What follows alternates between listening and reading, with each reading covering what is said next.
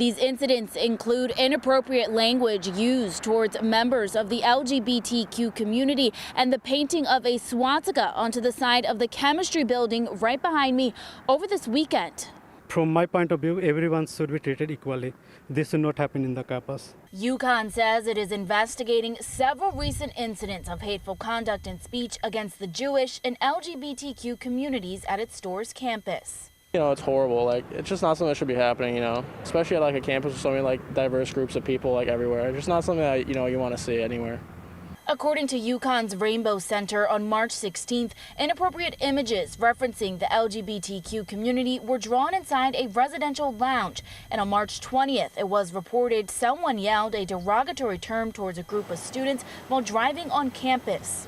I'm sure they're feeling some type of way, really upset, probably threatened, attacked, came at, and at a school like University of Connecticut, they shouldn't have stuff like that happening. Also, just this past Saturday, UConn says a swastika was spray painted on the chemistry building, which is right across the street from a Jewish community center for students.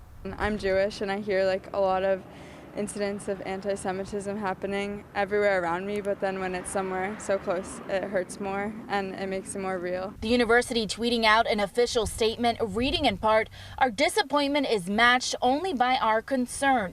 Any such attack on students, faculty, or staff members is totally unacceptable and has no place at this university. We are taking these incidents very seriously, and any violations of the law or the student code of conduct will be answered with disciplinary measures and law enforcement where appropriate."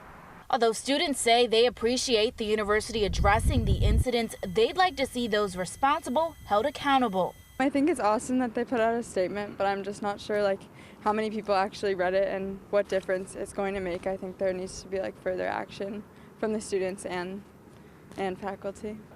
UConn police say they are investigating these incidents, and the Dean of Students' office says they're offering support to students that may have been affected. In Storrs, Zania Maldonado, Fox 61 News.